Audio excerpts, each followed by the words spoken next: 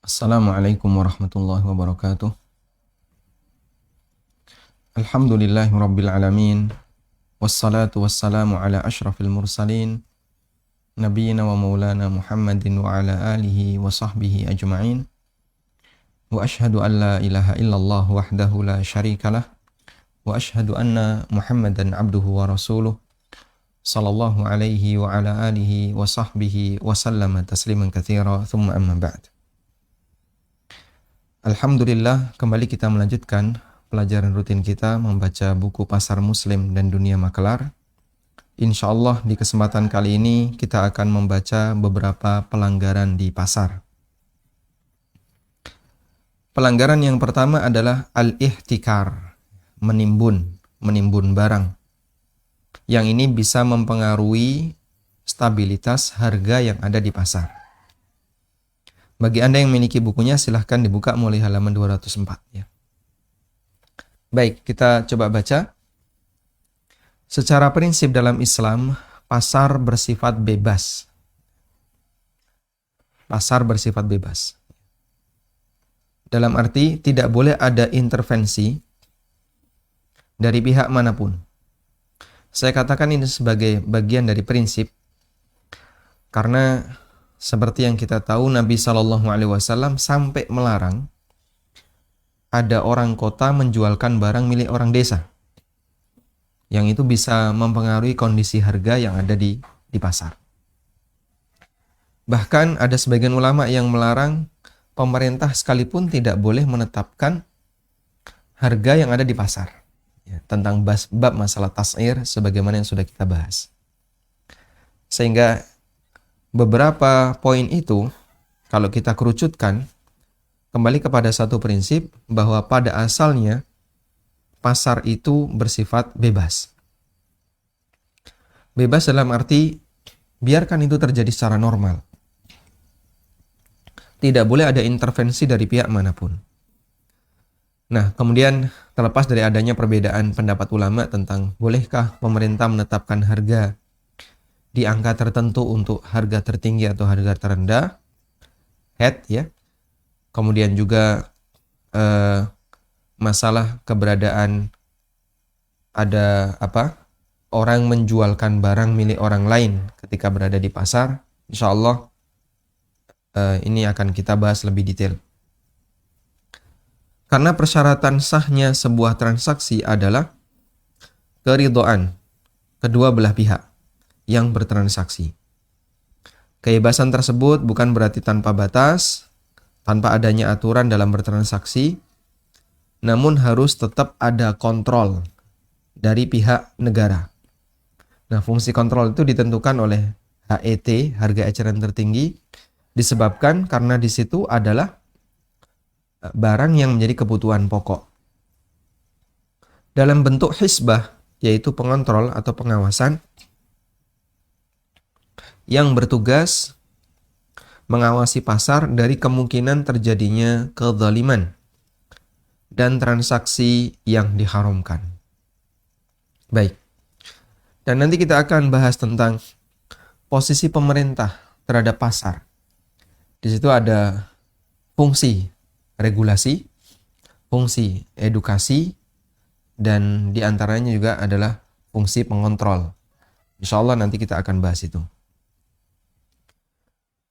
Di antara pelanggaran yang dilakukan oleh para pedagang yang bisa merusak situasi pasar adalah menimbun barang yang menjadi kebutuhan pokok. Menimbun barang yang menjadi kebutuhan pokok di masyarakat tujuannya agar bisa mempermainkan harga.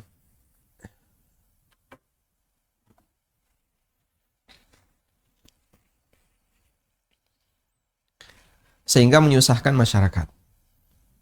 Tindakan menimbun barang semacam ini dalam kajian fikih muamalah disebut dengan al-ihtikar. Menimbun kebutuhan pokok masyarakat dengan tujuan agar ketersediaan itu menjadi menipis. Lalu dengan itu harga akan menjadi naik, kemudian dia bisa menjual dengan harga yang lebih tinggi. Ihtikar dilarang dalam Islam. Terdapat banyak dalil yang menyebutkan larangan ihtikar. Di antaranya firman Allah Ta'ala, "Wa may yurid fihi bi ilhadin bi dzulmin nudziqhu min adzabin alim." Siapa yang bermaksud di dalamnya, di sini kembali ke kota Mekah.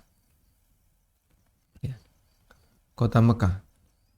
Siapa yang bermaksud di dalam kota Mekah melakukan kejahatan secara zalim, niscaya akan kami rasakan kepadanya sebagian siksa yang pedih. Sebagian ulama menyebutkan makna melakukan kejahatan secara zalim di kota Mekah adalah menimbun barang agar bisa menguasai pasar di Mekah. Karena seperti yang kita tahu bahasanya kota Mekah adalah kota titik peradaban kaum muslimin. Mereka datang ke sana dalam rangka untuk melakukan ibadah yang tidak ada di kota yang lainnya. At-Tabari menyebutkan riwayat dari Habib bin Abi Thabit. Beliau menjelaskan, humul muhtakiruna at-ta'ama bi Makkah. Mereka adalah orang-orang yang melakukan ihtikar, yaitu menimbun makanan pokok di kota Mekah. Sehingga Allah Subhanahu wa taala melarang bentuk ihtikar dilakukan di kota Mekah, dan itu juga dilarang untuk dilakukan di kota-kota yang lain. Namun lebih ditekankan di kota Mekah karena di kota ini merupakan pusat peradaban kaum muslimin. Selanjutnya adalah hadis dari Ma'mar bin Abdillah radhiyallahu anhu. Nabi SAW bersabda, "La yahtakiru illa khati'un." Tidak ada orang yang menimbun barang kecuali khati'un, orang yang berdosa. Sehingga khati' ya, itu adalah orang yang secara sengaja melakukan kesalahan. Ada mukhti', ada khati'. Mukhti'un. Kalau mukhti'un itu orang yang melakukan kesalahan tidak sengaja. Dan Allah Subhanahu wa taala mengampuni seperti ini. Sebagaimana yang Allah firmankan dalam akhir surat Al-Baqarah, "Rabbana la tu'akhidna in nasina aw akhta'na." Ya Allah, janganlah Engkau menghukumku in nasina aw akhta'na, kalau kami melakukan sesuatu kesalahan karena lupa, aw akhta'na, atau tidak sengaja. Kalau khati' ini melakukan kesalahan dengan sengaja. Ya. Sehingga berbeda dalam pola itu bisa menyebabkan perbedaan dalam makna. Kalau mukhti ini tidak sengaja, kesalahan tidak sengaja, ya, seperti salah baca kitab misalnya. Ya, namanya orang ketika dia membaca dalam jumlah banyak pasti keceklong gitu kan. Kadang salah, ya, kemudian diulangi lagi dan seterusnya. Yang kedua khati', dia kesalahan dengan sengaja, punya niat jahat dan seterusnya. Karena itu Nabi SAW menyebut orang yang melakukan ihtikar adalah khati'un, orang yang sengaja berbuat salah dan dia berdosa. Dalam riwayat yang lain, Nabi SAW bersabda, "Man ihtakara fahuwa khati'." Barang siapa yang melakukan ihtikar, maka dia berdosa, dia sengaja melakukan salah sehingga dia berdosa.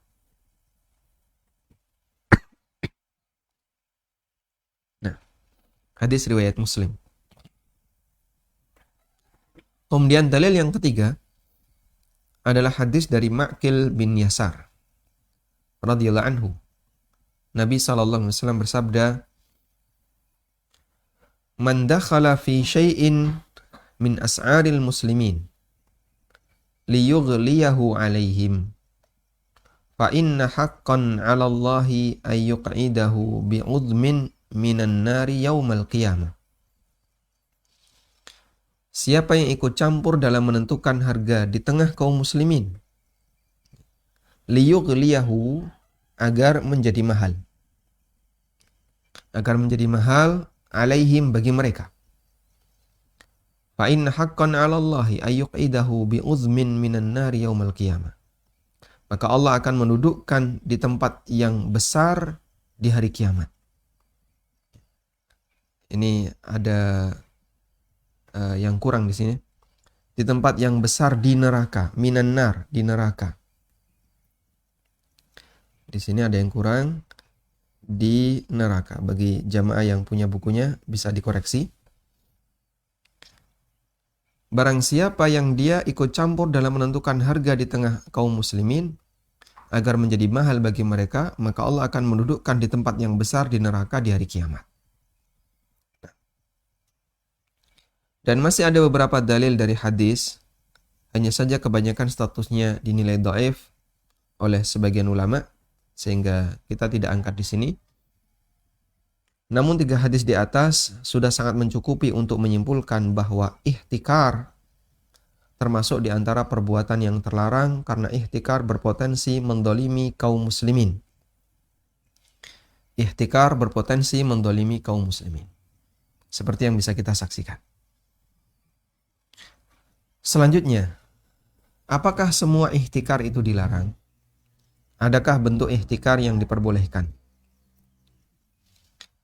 Tidak semua bentuk menimbun barang disebut pelanggaran ihtikar. Mohon diperhatikan di sini. Tidak semua bentuk menimbun barang disebut ihtikar. Ihtikar adalah salah satu bentuk menimbun, meskipun tidak semua kegiatan menimbun ihtikar. Nah, yang dilarang adalah ihtikar, sedangkan menimbun ada yang dilarang, ada yang tidak dilarang. Para ulama menyebutkan beberapa syarat untuk bisa disebut sebagai ihtikar yang hukumnya terlarang. Yang pertama, barang yang ditimbun adalah barang yang dibeli di pasar. Adapun barang yang dihasilkan dari tanahnya sendiri, lalu disimpan untuk kepentingan pribadinya, atau penjualnya ditunggu hingga ada kenaikan, bukan termasuk ihtikar. Ada orang yang punya sawah, lalu panen, kemudian dia simpan, nunggu sampai kira-kira agak mahal, lalu dijual, maka hukumnya tidak termasuk di antara yang terlarang. Dan syarat ini merupakan ijma' ulama. Muhammad bin Hasan Asy-Syaibani, salah satu murid senior Abu Hanifah, mengatakan, فَأَمَّا مَنْ جَلَبَ شَيْئًا مِنْ أَرْضِهِ وَحَبَسَهُ فَلَيْسَ بِاحْتِكَارٍ بِالْإِجْمَعِ. Orang yang mendapatkan sesuatu dari tanahnya, lalu dia simpan, maka ini bukan termasuk ihtikar dengan ijma' ulama. لِأَنَّ ذَلِكَ خَالِصُ حَقِّهِ, karena itu murni haknya. فَلَمْ يَكُنْ بِالْحَبْسِ مُبْتِلًا حَقَّ غَيْرِهِ, sehingga dengan dia timbun itu tidak mengganggu hak orang lain. Karena pada asalnya orang itu tidak butuh barang ini. Saya tanam ini, kemudian setelah itu dapat, lalu saya simpan. Sehingga aslinya saya tidak mengganggu kebutuhan orang lain. Baik. Misalnya seorang petani panen jagung dari sawahnya. Kemudian jagung itu disimpan sampai ada kenaikan harga. Hukumnya dibolehkan karena jagung ini murni haknya dan tidak ada kaitannya dengan hak orang lain.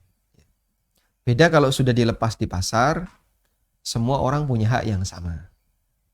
Lalu dikulak sebanyak-banyaknya, kemudian ditimbun, sampai ketika harganya naik, dia jual. Bagian itulah yang dipermasalahkan oleh para ulama.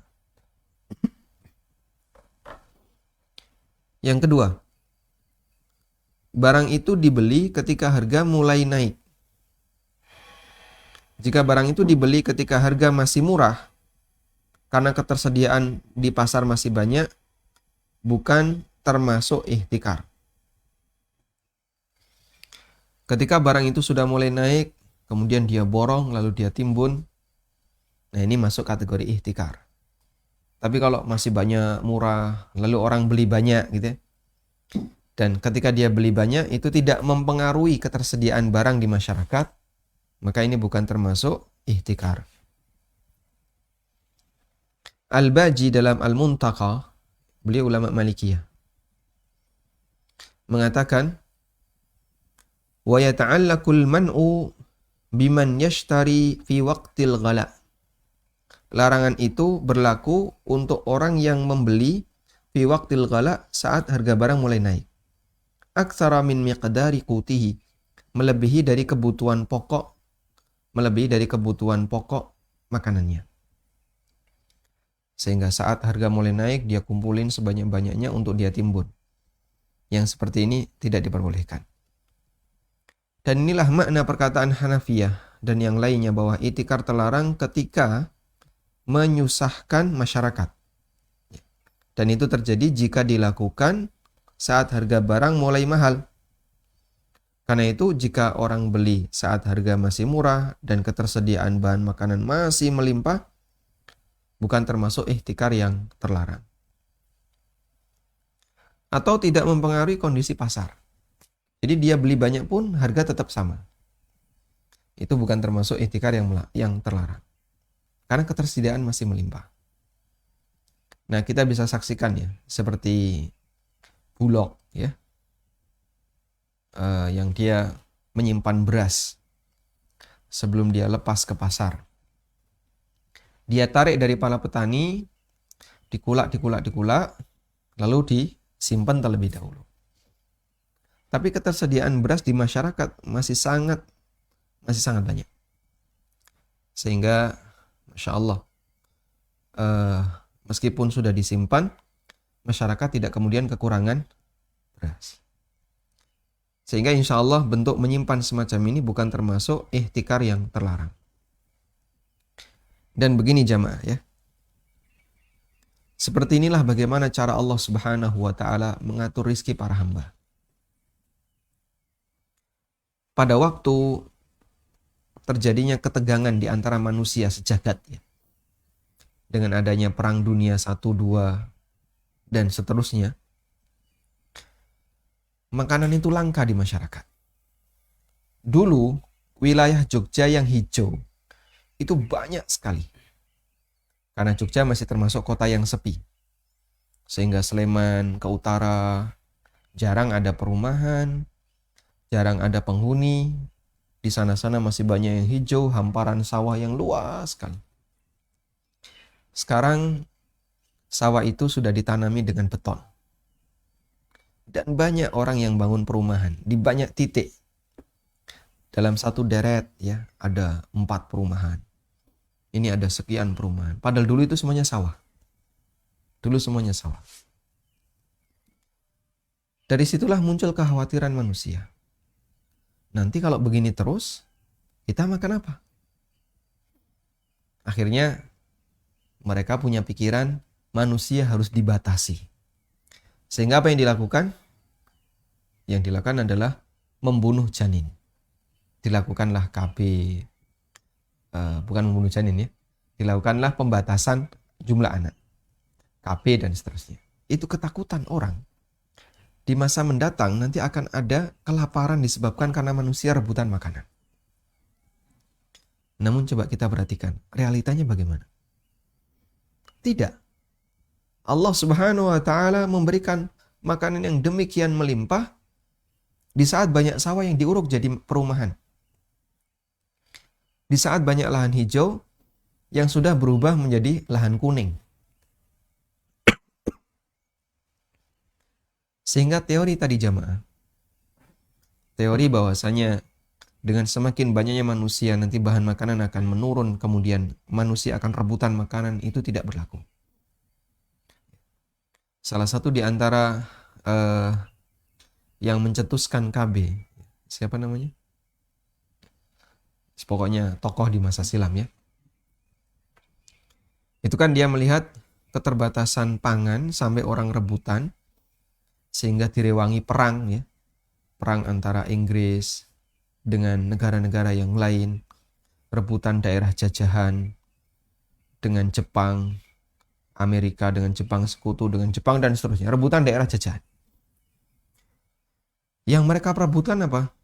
Hasil alam di masing-masing daerah jajahan. Lah kalau seperti ini padahal jumlah manusia sekian. Wah, bagaimana lagi dengan nanti jumlah manusia yang semakin banyak, mereka pasti akan rebutan mangan. Rebutan pangan mereka. Namun ternyata tidak. Dulu di zaman awal-awal kemerdekaan, orang untuk bisa makan nasi, Masya Allah, mewah. Makan nasi ya, mewah. Yang mereka makan apa? Tiwul, ya. Kemudian sego jagung, beras dicampur dengan apa misalnya, dicampur dengan telo, agar terlihat lebih banyak. Masya Allah. Kemudian seiring berjalannya waktu, padi melimpah. Dan orang bisa makan nasi setiap hari, bahkan buang-buang. Dan itulah salah satu di antara kelimpahan rizki yang diberikan oleh Allah Subhanahu wa Ta'ala kepada hambanya, meskipun jumlah kenaikan manusia, populasi manusia tidak terbendung, sehingga populasinya terus menaik drastis. Namun jamaah yang dimuliakan Allah, teori KB itu gagal ya. Sampai mereka berpikir, nanti kita akan pindah ke planet yang lain. Padahal Allah telah menegaskan dalam Al-Quran, bahwasanya Allah Ta'ala jadikan bumi ini kifatan, ahya'an wa amwata, cukup untuk menampung yang hidup maupun yang mati. Sehingga yang mati menempati kuburan, yang hidup menempati di permukaan, kata Allah cukup untuk semuanya. Baik, kita lanjutkan.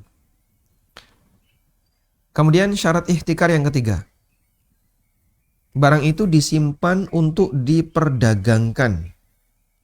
Jika disimpan untuk kepentingan pribadi dan keluarga, misalnya untuk bahan makanan sekeluarga, hukumnya diperbolehkan.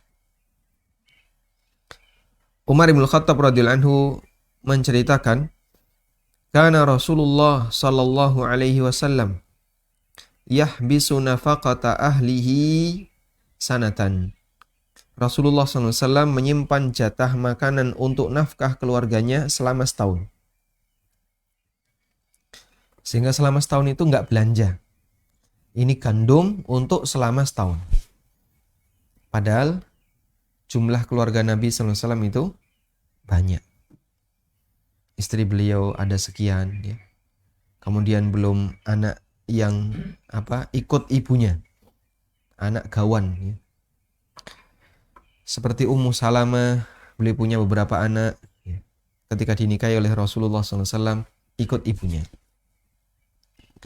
Demikian pula beberapa istri Rasulullah SAW, Ummu Habibah, beliau sudah punya anak dan ikut Nabi SAW. Bisa jadi makannya Nabi SAW yang ngasih. Karena mereka adalah orang-orang yang ketika ditinggal mati bapaknya, mereka masih dalam kondisi yatim. Yang keempat, barang yang ditimbun adalah barang yang menjadi kebutuhan pokok di masyarakat. Meskipun ada khilaf dalam masalah ini, namun kesimpulan yang tepat adalah bahwa semua kebutuhan pokok yang jika ditimbun merugikan masyarakat, masuk dalam objek ihtikar yang terlarang. Dan ini merupakan pendapat Abu Yusuf, pendapat mazhab Malikiyah, dan salah satu pendapat dalam mazhab Hambali, serta pendapat yang dipilih oleh Ibnu Hazm. Abu Yusuf mengatakan, kullu ma adarra bil 'amah habsuhu fahuwa ihtikarun. Semua yang bisa merugikan masyarakat jika ditimbun, fahuwa ihtikarun, maka itu adalah bentuk ihtikar yang hukumnya terlarang. Wa in kana dhahaban aw fiddatan aw thawban, meskipun bentuknya emas, perak atau pakaian. Sehingga tidak melulu harus berupa bahan makanan, termasuk juga pakaian. Ini merupakan salah satu pendapat Syafi'iyah. Dalam Asna Matalib dinyatakan, dan ini referensi mazhab Syafi'iyah. Qala Al-Qadhi Husain mengatakan, anna thiyaba idza kana an-nasu yahtajuna ilaiha. Bahwa pakaian ketika orang itu membutuhkannya, li syiddatil barad, misalnya karena sangat dingin, ghayatal ihtiyaj, dan itu sangat dibutuhkan, atau untuk menutupi aurat, yukrahu lahul imsak, maka terlarang, makruh untuk ditimbun. Setelah menyebutkan nukilan di atas, Zakaria Al-Ansari mengatakan, Fa'in arada karahatat tahrim fadhahirun. Jika yang dimaksud makruh di sini adalah haram, fadhahirun, ini yang lebih sesuai. Wa huwa muwafiqun lima qultuhu min annahu yambagi ay yaj'aluhu fi kulli ma yahtaju ilaihi ghaliban minal mat'um wal malbus. Seperti yang saya tegaskan bahwa selayaknya para ulama menjadikan objek ihtikar adalah semua yang dibutuhkan masyarakat. Dibutuhkan masyarakat secara umum, baik bentuknya makanan maupun pakaian. Artinya, objek yang bisa menjadi ihtikar itu tidak harus berupa bahan makanan, termasuk juga objek berupa pakaian, kemudian uang, ya, emas dan perak yang dulu dijadikan sebagai mata uang. Nah,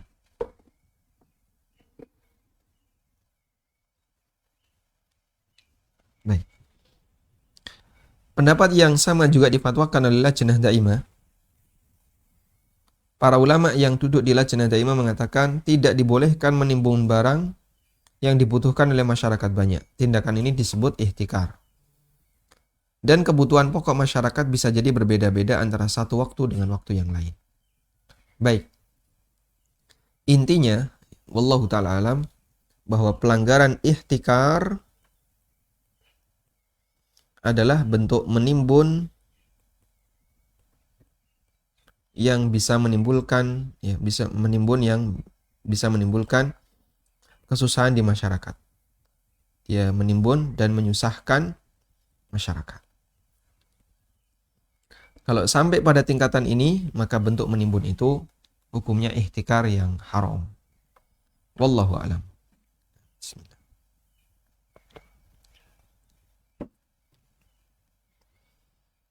Baik, kita lanjutkan. Berikutnya kita akan melihat hukuman bagi pelaku ihtikar.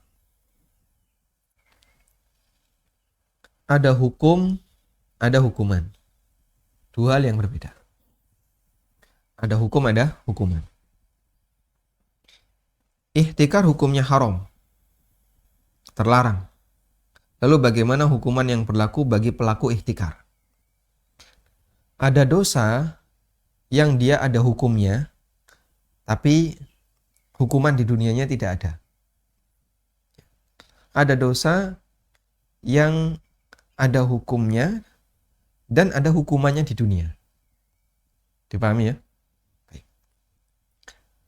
Berarti ada dosa yang tidak ada hukumannya, Pak. Saya bicara di dunia. Kalau di akhirat kembali kepada kehendak Allah Subhanahu wa taala. Selama itu bukan dosa yang statusnya kekufuran dan kesyirikan, maka setiap hamba punya peluang untuk diampuni oleh Allah Subhanahu wa taala. Contohnya apa? Perbuatan dosa tidak ada hukumannya di dunia. Ya, banyak sekali. Hukumnya dosa. Contohnya ghibah. Ada orang melakukan ghibah. Dia berdosa dengan ghibah yang dia lakukan. Contoh yang lain. Ada orang misalnya melihat sesuatu yang haram untuk dilihat. Di posisi ini dia melakukan dosa. Tapi tidak ada hukuman khusus di situ. Meskipun statusnya haram. Maka tidak semua bentuk pelanggaran syariat yang bernilai dosa, hukumnya haram, ada hukumannya. Ya. Betul itu hukumnya ada, tapi belum tentu ada hukumannya. Kalau kita paham dua hal ini, insya Allah banyak turunan yang bisa kita pahami dari situ. Ya. Bedakan antara tahu hukum dengan tahu hukuman. Itu dua hal yang berbeda. Ada orang yang dia sudah tahu hukum, tapi tidak tahu hukuman. Ada yang tahu hukum dan tahu hukuman. Ada yang tidak tahu hukum sama sekali. Sehingga kombinasinya ada 3 jadinya. Ada hukum, sama satunya apa tadi? Hukuman. Masya Allah. Ya. Hukum dan hukuman. Baik. Ada orang nggak tahu hukum, nggak tahu hukuman. Apalagi hukuman, hukumnya aja dia nggak ngerti. Maka orang ini tidak dihukum. Karena dia tidak tahu. Dia tidak tahu hukum dan tidak tahu hukumannya, maka dia tidak dihukum. Yang kedua, ada yang tahu hukum tapi tidak tahu hukuman. Ini tetap dihukum. Karena dia sudah tahu hukumannya. Dia sudah tahu hukumnya. Hukumnya haram, tetap dia langgar. Tapi dia nggak tahu hukumannya. Dia tetap dihukum. Baik. Apa dalilnya yang ini? Dalilnya yang ini adalah hadis Nabi SAW tentang orang yang lapor kepada beliau karena dia melakukan hubungan badan di siang hari bulan Ramadan. Dia datang kepada Nabi SAW, ya Rasulullah, aku binasa. Loh kenapa? Saya melakukan hubungan badan. Dan itu siang hari bulan Ramadan. Kemudian Nabi SAW menjelaskan hukumannya. Kalau begitu kamu harus puasa, kamu harus membebaskan budak. Dia bilang saya tidak punya budak, tidak bisa beli budak. Kalau begitu kamu harus puasa 2 bulan berturut-turut. Wah jangankan 2 bulan berturut-turut, sebulan aja sudah gagal kayak gini. Kalau begitu kamu harus memberi makan 60 orang miskin. Wah saya tidak punya. Saya tidak sanggup untuk itu. Kemudian Nabi SAW terdiam. Lalu ada orang yang menghadiahkan semangkok makanan.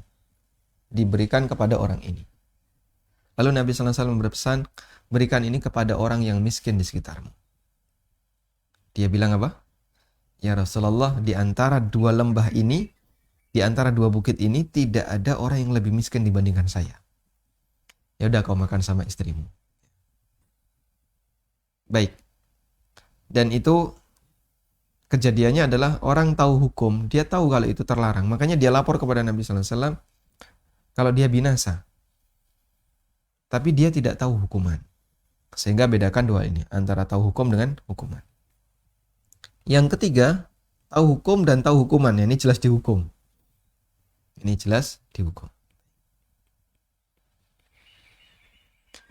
Ada seorang sahabat yang dia datang kepada Nabi SAW melaporkan kalau dia sudah berzina. Dan sebagian keterangan mengatakan dia ini nggak tahu hukumannya. Dia tahu zina itu haram. Berarti dia tahu apa? Dia tahu hukumnya. Dia tahu hukumnya. Zina haram. Tapi dia nggak tahu kalau zina itu dirajam. Namanya ma'is. Akhirnya ketika ma'is itu dirajam, kesakitan, dia lari. Lari dikejar oleh para sahabat. Kemudian Ma'is dikejar oleh para sahabat. Karena larinya kencang, dilempar oleh sahabat, nancep ya.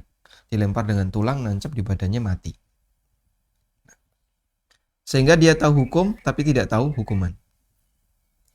Nah, kalau tidak tahu hukum, saya tidak tahu kalau ini terlarang. Maka dia dimaafkan. Misalnya ada orang yang minum khamr, sementara dia nggak tahu kalau minum khamr itu haram. Maka orang seperti ini tidak dihukum. Loh, kok bisa apa ada orang yang nggak ngerti kalau khamr itu haram? Oh banyak, ya, banyak sekali. Orang yang tinggal di daerah penuh alkohol, negeri-negeri kafir ya. Kemudian dia baru saja masuk Islam, dan dia nggak ngerti kalau khamr itu haram. Sangat mungkin. Bahkan jangankan seperti ini. Dulu ada sahabat yang dia pernah mentakwil ayat sampai meyakini bahwa khamr itu boleh untuk dikonsumsi. Saya sebutkan ya. Laisa 'alal mu'minina junahun fima ta'imu idza mattaqau. Tidak ada dosa bagi orang mukmin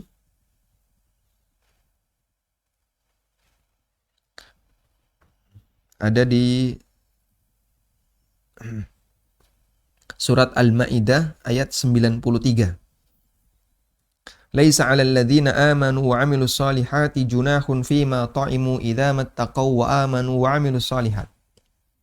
Tsumma taqaw wa amanu tsumma taqaw wa ahsanu. Coba kita buka surat Al-Maidah ayat 93.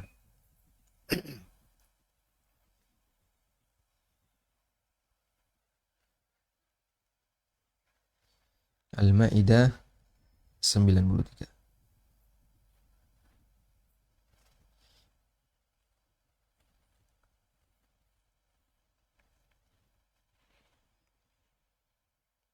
Tidak ada dosa bagi orang-orang yang beriman dan beramal soleh. Bima ta'imu idza mattaqau, terhadap apapun yang mereka makan. Idza mattaqau, selama mereka bertakwa, wa amanu dan beriman, wa amilus solihat dan beramal soleh. Tsumma taqau wa amanu, kemudian dia beriman, tsumma taqau wa ahsanu, dia bertakwa dan berbuat baik. Wallahu yuhibbul muhsinin. Ada sebagian sahabat yang minum khamr dengan ayat ini di zaman Umar bin Khattab radhiyallahu anhu. Lalu ketika dia diperingatkan, dia mengatakan, enggak ada dosa yang dikonsumsi oleh orang mukmin selama dia bertakwa, beriman dan beramal soleh. Padahal itu takwil yang salah. Karena kalau dia bertakwa, enggak mungkin dia minum khamr. Tapi sahabat ini, dia memahami sebaliknya. Kalau saya beriman, bertakwa, beramal soleh, maka saya minum khamr enggak dosa. Akhirnya setelah dijelaskan oleh Umar bin Khattab radhiyallahu anhu, dia dikasih peringatan. Sudah saya jelaskan, berarti sudah terjadi iqamatul hujjah. Kalau besok masih minum khamr lagi, dicambuk, dihukum. Sehingga dia punya takwil untuk membenarkan perbuatannya, karena dia nggak tahu kalau perbuatan itu salah. Dan itu tidak kemudian diberi hukuman oleh Amirul Mukminin Umar bin Khattab radhiyallahu anhu. Baru setelah dia dikasih peringatan, lalu tetap ngeyel, maka berarti sudah dianggap tahu hukum. Dan nanti berpindah jadi dihukum. Baik. Sehingga bedakan antara tahu hukum dengan tahu hukuman. Nah, insya Allah kita akan bahas tentang hukuman bagi pelaku ihtikar, bagi orang yang melakukan tindakan penimbunan. Ya. Seperti apa hukumannya? Karena ada yang berbeda antara praktek di lapangan di masyarakat kita dengan ketetapan yang diberikan oleh syariat, sehingga nanti kita bisa melihat mana yang lebih adil antara hukum yang diterapkan oleh masyarakat ataukah hukum yang diterapkan oleh syariat. Wallahu ta'ala alam, semoga bermanfaat. Wassallallahu ala nabiyyina Muhammadin wa ala alihi wa sahbihi wasallam. Assalamualaikum warahmatullahi wabarakatuh. Alhamdulillah wassalatu wassalamu ala rasulillah wa ala alihi wa sahbihi wa mawalah. Pemirsa yang kami hormati, alhamdulillah gedung MIPS telah baru saja pengecoran lantai yang ketiga. Alhamdulillah, dan kita berada di bulan Dzulhijjah, di mana Nabi SAW memberikan motivasi untuk 10 pertama bulan Dzulhijjah. Rasulullah SAW bersabda, "Ma min ayyamin al-amalu salihu fiha ahabbu ilallah min hadhil ayyam, yakni ayyam al-ashr." Tidak ada hari di mana amal soleh lebih dicintai oleh Allah melebihi amal soleh yang dilaksanakan di 10 hari pertama ini, yaitu 10 pertama bulan Dzulhijjah. Mari kita manfaatkan sebaik mungkin untuk kemudian mendulang pahala di 10 pertama bulan Dzulhijjah, dan salah satunya adalah dengan mengabadikan harta kita dalam bentuk wakaf. Kita masih membuka kesempatan bagi kaum muslimin untuk turut serta dalam penyelesaian pembangunan, karena masih ada 1 lantai lagi dan juga penyelesaian pembangunan di lantai 2. Semoga dari amal Bapak Ibu semuanya nanti bisa mempercepat bagi para santri kami dan kaum muslimin untuk bisa memiliki sebuah gedung bagi mereka untuk belajar menghafal Quran, mempelajari ilmu agama, dan mempelajari ilmu-ilmu yang bermanfaat yang lainnya. Semoga Allah Subhanahu wa taala menerima setiap amal yang kita lakukan. Wassallallahu ala nabiyyina Muhammadin wa ala alihi wa sahbihi wasallam. Alhamdulillahirabbil alamin. Selanjutnya kami persilahkan bagi Anda yang mau bergabung. Assalamualaikum warahmatullahi wabarakatuh, Ustaz. Waalaikumsalam warahmatullahi Apakah wabarakatuh. syarat ikhtikar harus terpenuhi semua syarat tersebut? Cukup satu syarat atau 4 syarat tadi? Ini dikarenakan ada teman membeli merica karena merica itu tahan bertahun-tahun, maka disimpan, kemudian dijual ketika harga naik. Baik, apakah syarat ini harus terpenuhi semuanya? Jawabannya betul, ya. Dia harus terpenuhi semuanya. Sehingga dari 4 syarat yang tadi kita sebutkan, ketika ada salah satu yang tidak memenuhi, maka insya Allah bukan termasuk di antara bentuk ihtikar yang terlarang. Jadi kita bicara untuk syarat kapan sebuah perbuatan menimbun itu disebut sebagai tindakan ihtikar yang haram. Ada beberapa syarat tadi.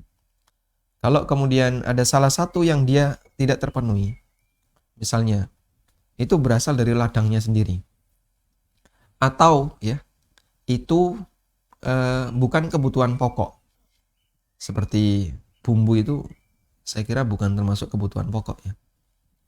Maka insya Allah yang seperti ini ketika ditimbun tidak termasuk bagian dari ihtikar.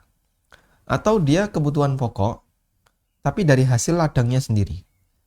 Dia tanam jagung, lalu setelah panen dia simpan. Karena itu udah hasil dari tanahnya sendiri, pada asalnya kan tidak berhubungan dengan orang lain. Beda kalau sudah di pasar. Kalau di pasar, semua orang punya hak yang sama. Tapi kalau dari ladangnya sendiri, kemudian dia simpan, itu tidak mempengaruhi harga di pasar. Karena itu, selama ada salah satu di antara syarat itu yang tidak terpenuhi, maka insya Allah bukan termasuk di antara bentuk ihtikar yang terlarang. Wallahu a'lam. Baik, silahkan. Halo, Assalamualaikum Ustaz. Waalaikumsalam warahmatullahi. Silahkan, Mbak. Saya dari Bekasi. Ya. Alhamdulillah. Saya rencana mendaftar taksi online, Ustaz. Daftar taksi online. Iya, betul. Cuma di sana ada syaratnya, mobilnya harus ada asuransi Ustaz. Barakallahu fiik. Ini yang sudah pernah bertanya dulu, Pak ya? Iya, betul, Ustaz. Ya, berarti mengingatkan saya untuk yang kasus dulu. Terima kasih, Ustaz. Barakallahu fiik. Baik. Coba kita bahas tentang asuransi ya. Nah, tentang asuransi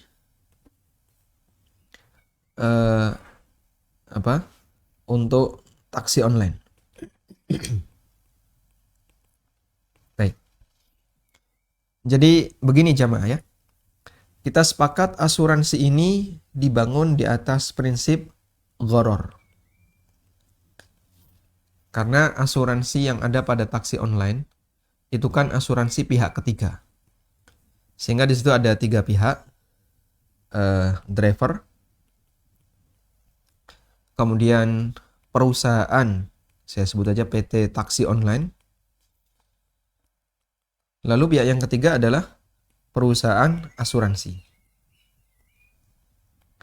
Dan ketiga ini berbeda. Ketika driver bertransaksi dengan PT Taksi Online, PT mensyaratkan kamu harus sudah punya bukti asuransi kendaraanmu. Akhirnya dia lakukan transaksi ini. Baik. Dengan kesepakatan bayar premi senilai anggaplah misalnya 5 juta sebagai premi.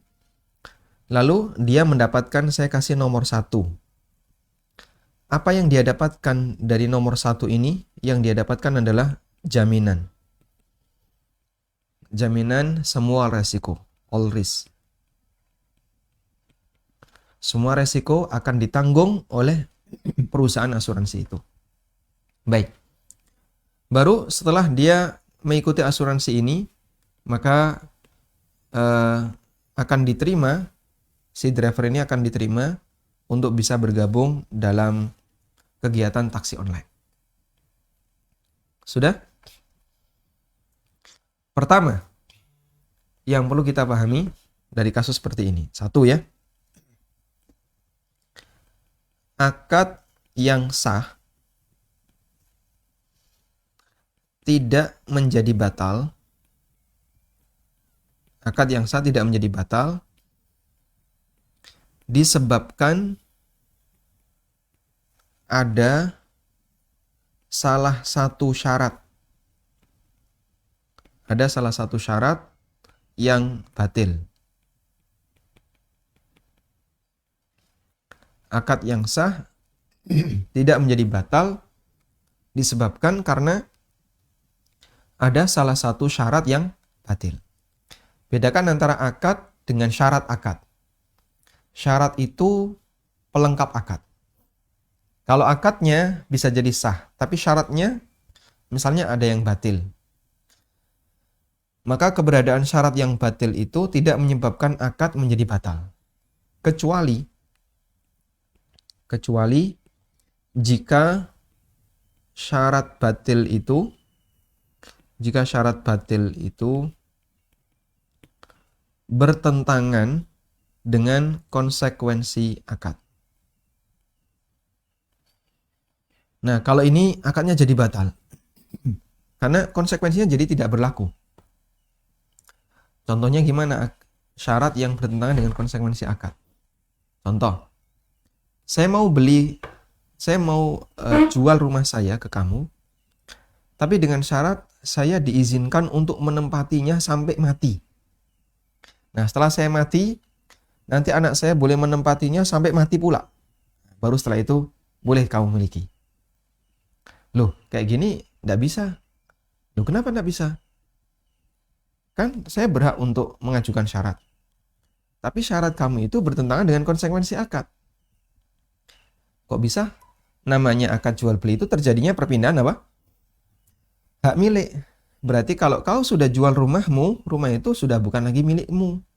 Sudah pindah hak milik ke orang lain. Nah, kalau kau boleh menikmati sampai mati, lalu setelah itu ditempati oleh anakmu sampai mati pula, maka kapan bisa disebut pindah hak milik? Jadinya kan pembeli tidak bisa memanfaatkan sama sekali dan nggak ada kepastian siapa yang mati duluan. Apakah penjualnya ataukah pembelinya? Sehingga syarat seperti ini bertentangan dengan konsekuensi akad dan statusnya batil. Nah, kemudian yang kedua, keberadaan akad yang batil itu tetap berdosa. Adanya syarat yang batil. Ada syarat batil, maka pelaku berdosa. Tapi perbuatan dosa tidak menyebabkan transaksinya jadi haram, gitu ya. Tidak menyebabkan transaksinya jadi haram, kemudian tidak berlaku konsekuensinya, tidak menyebabkan demikian. Sehingga bagi orang yang melakukan ini dengan sadar dan dia tahu hukumnya, maka dia berdosa karena dia melakukan pelanggaran. Baik.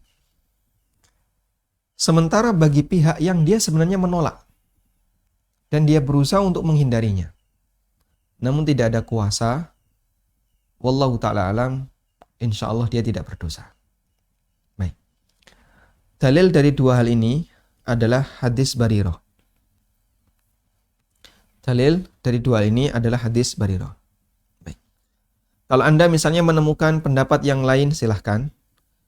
Barangkali ada sebagian asatidzah yang tidak sependapat dengan ini, tapi saya sampaikan sesuai dengan apa yang saya pahami. Adalah hadis Barirah.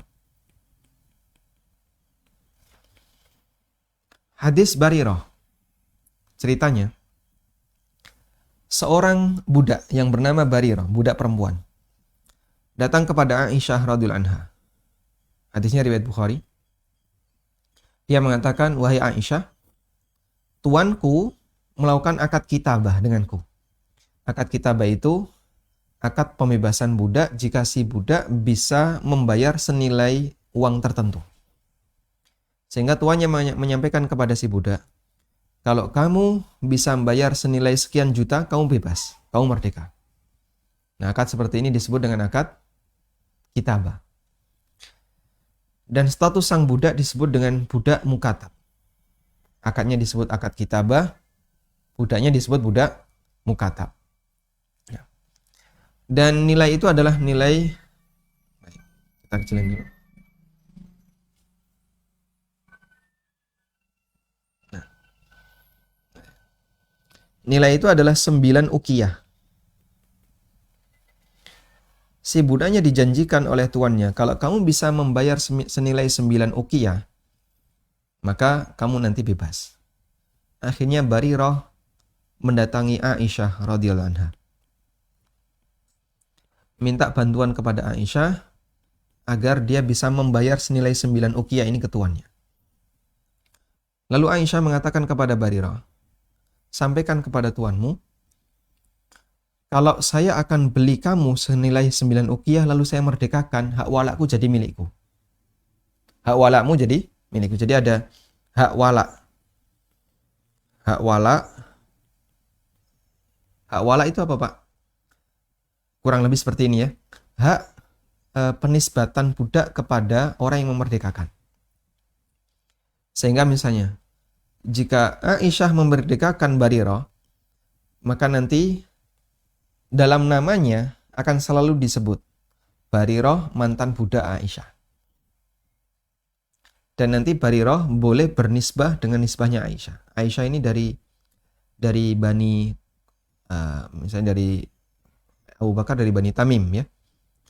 Ya, sehingga dia bisa bernisbah kepada Bani Tamim. Oh, ini mantan budaknya Bani Tamim.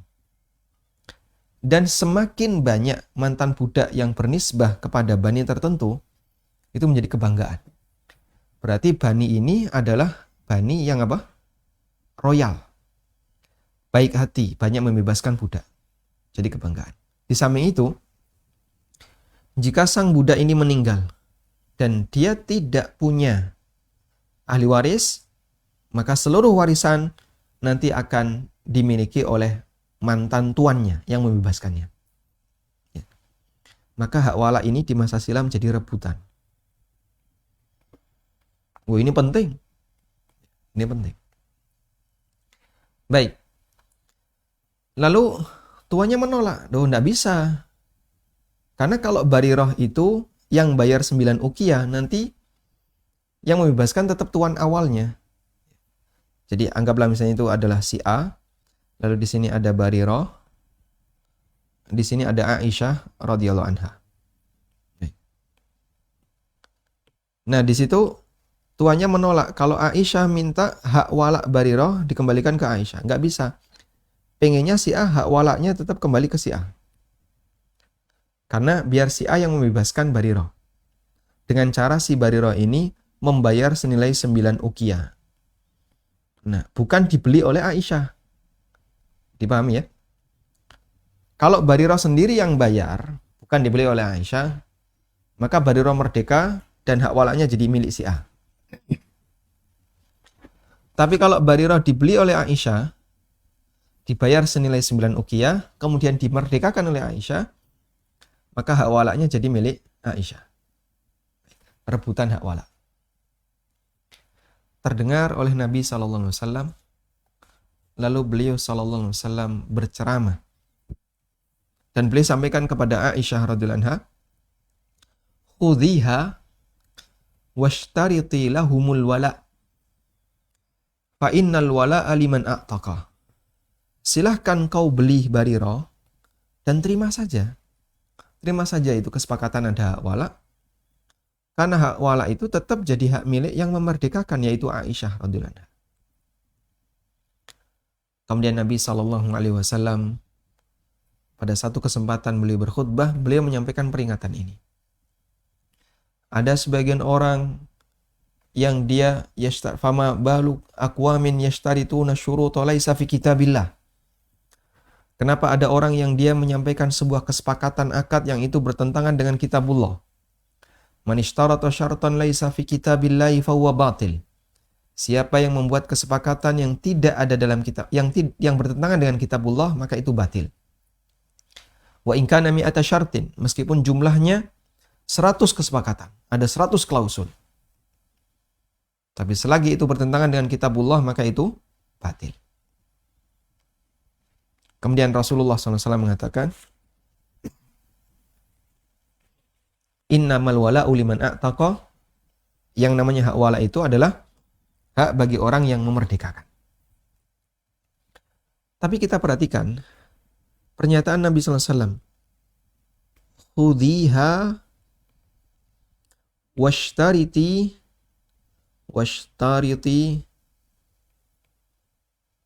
lahumul wala. Ambil saja itu Barirah. Ambil saja, beli Barirah. Dan terima saja kesepakatan itu. Terima saja kesepakatan wala itu. Innamal wala'u liman a'taqa. Lalu beliau kasih koreksi. Innamal wala'u liman a'taqa.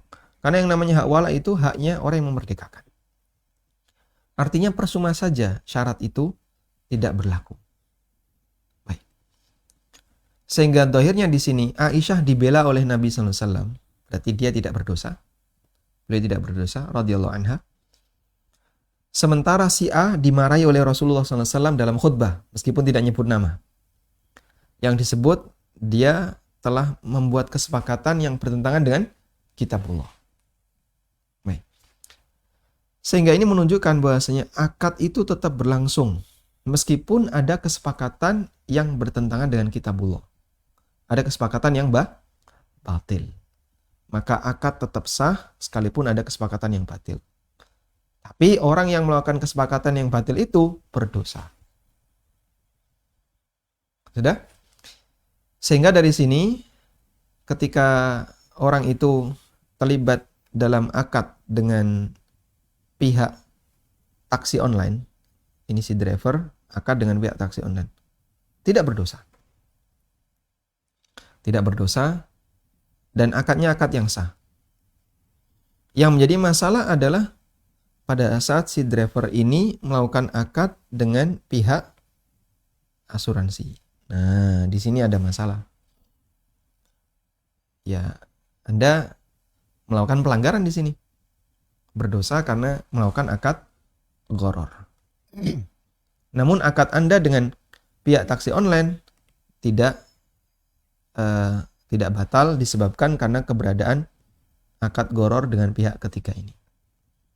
Dipahami ya? Terus maksudnya gimana kesimpulannya? Kalau sudah terlanjur seperti itu,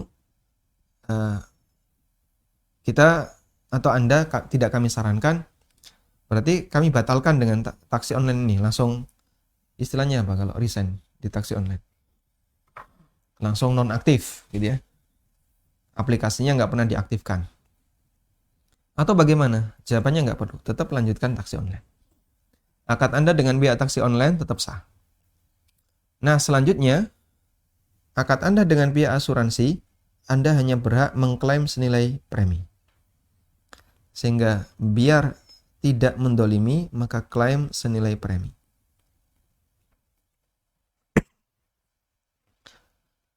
Sehingga kalau mobil Anda terjadi resiko apapun, yang boleh diambil dari perusahaan asuransi hanya senilai premi. Tidak boleh lebih dari itu. Kalau lebih dari itu, ya harus dikembalikan. Caranya gimana, Pak? Masalah teknis saya kembalikan kepada masing-masing yang lebih paham ya, para praktisi ya. Intinya pokoknya upayakan klaimnya tidak boleh melebihi dari premi. Wallahu a'lam. Semoga manfaat. Silahkan. Bismillah. Halo. Nah, silakan, Pak. Assalamualaikum, Pak. Waalaikumsalam warahmatullahi. Saya mau bertanya. Kan kalau pajak itu kan harusnya riba, Pak Ustadz ya. Bagaimana, Nah. Bapak? Bisa diulang? Pajak itu kan hukumnya riba, Pak ya. Pajak hukumnya Riba. riba. Baik, sampaikan aja pertanyaannya. Jadi gini, Pak, kalau misalkan kita kerja di perusahaan yang memang itu dari pemerintah itu ketentuannya bahwa perusahaan ini harus membayar pajak atau memungut pajak gitu. Kalau kita tidak melakukan itu, kita akan kena denda. Nah, kita sebagai orang yang kerja itu Itu gimana Pak? Kan kita memungut pajak dari pelanggan, dari pembeli seperti itu. Apakah kita juga ikut kena dosanya atau bagaimana? Posisi Anda Yang sebagai pertama, apa? kita posisi saya sebagai accounting pajaknya di situ, di perusahaan itu. Accounting pajak di perusahaan itu, dan Iya. yang dibayarkan oleh perusahaan ke dinas pajak Itu kan kita mungut dari pembeli kan, misalkan dari pelanggan. dari kan konsumen. gitu. Iya, karena kita ditunjuk sebagai perusahaan yang memang harus memungut pajak ke masyarakat gitu setiap transaksi yang dilakukan seperti itu. Jika tidak, maka kita akan didenda berkali-kali lipat dari nilai pajak yang harus disetorkan itu gitu Pak. Baik. Dan nilai transaksi 10% itu. Yang pertama. Terus yang kedua, pertanyaan saya Pak Ustadz, kalau misalkan saya menjual barang orang gitu kan, saya belum bayar barang orang itu, tapi saya ambil dulu dan saya jualin dengan harga yang lebih mahal. Tapi perjanjian saya dengan yang pemilik barang itu, misalkan satu karung beras 100.000, perjanjian saya dengan dia, kemudian saya jual di pasar 150 atau 130, tapi nanti saya bayar ke orang yang beras itu cuma 100.000, itu bagaimana Pak Ustadz hukumnya? Anda bawa dulu barang itu ya? Ya, saya bawa dulu seperti itu. Baik. Itu aja Pak Ustadz. Terima kasih. Assalamualaikum warahmatullahi wabarakatuh. Waalaikumsalam warahmatullahi wabarakatuh. Baik. Allahumma yassir wa'ain. Permasalahan pajak memang permasalahan yang sudah lama dibahas oleh para asatidzah di Indonesia, dan salah satu di antara ustadz yang pernah menulis buku seputar masalah pajak, beliau Ustadz Ibnu Saini rahimahullah, beliau sudah meninggal dunia. Dan di buku itu beliau menyampaikan tentang ancaman bagi orang yang menarik pajak. Demikian pula Ustadz Irwandi Tarmizi hafizahullah berkali-kali mengingatkan tentang masalah pajak. Dan bahkan beliau juga pernah menyampaikan kajian seputar pajak di kantor pajak. Dan juga yang diingatkan oleh para asatidzah yang lainnya. Kita tidak membahas detail masalah itu. Namun kita kalau memberikan garis merah dalam masalah ini adalah bahwa memang ada sebagian orang yang dia merasa dizolimi dengan keberadaan pajak. Berarti ada yang tidak merasa dizolimi. Jadi ada yang merasa dizolimi dan ada yang tidak merasa dizolimi. Karena itu di posisi ini saya boleh rinci kurang lebih sebagai berikut ya. Pajak itu ada yang bentuknya rusum. Rusum ini kita membayar karena kita mendapatkan manfaat tertentu. Contohnya adalah airport tax, pajak bandara. Pajak bandara bagi para penumpang, dia ketika beli tiket sudah include pajak bandara sekian puluh ribu. Contoh yang lain, peron. Contoh yang lain adalah tol. Dia lewat suruh bayar. Semua ini disebut oleh para ulama dengan istilah rusum, yaitu pajak yang dipungut karena orang ini telah mendapatkan manfaat tertentu. Di bandara dapat manfaat apa? Oh, banyak kan? Ya. Ngadem, ya, minimal ngadem ya. Kemudian toilet bersih dan gratis. Lalu kursinya enak dan seterusnya. Kalau di terminal karena murah ya, panas ya.